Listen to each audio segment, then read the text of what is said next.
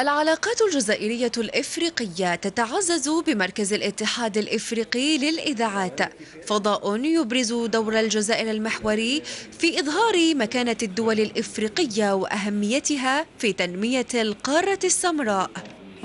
الأهمية هي نمدوا الصورة الحقيقية لإفريقيا، النمو الاقتصادي، صورة تكاثر التبادلات التجارية.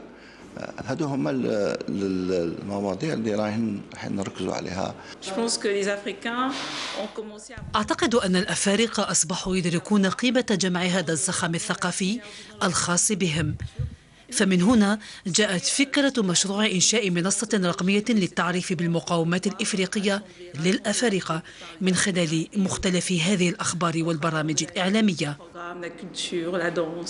الجزائر واجهة إعلامية للقارة الأم إفريقيا، جسدتها هذه المنصة الرقمية بتبادل معلوماتي وبرامجي لأزيد من 60 شريك وعضو إفريقي.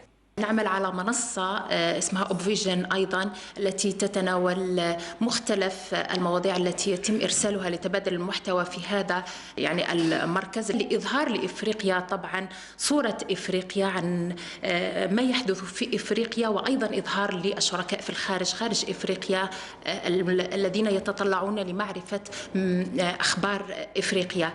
تحديات الدول الإفريقية مشتركة، فتبادل المعلومات والخبرات يعزز كسب هذه الدول لمختلف الرهانات.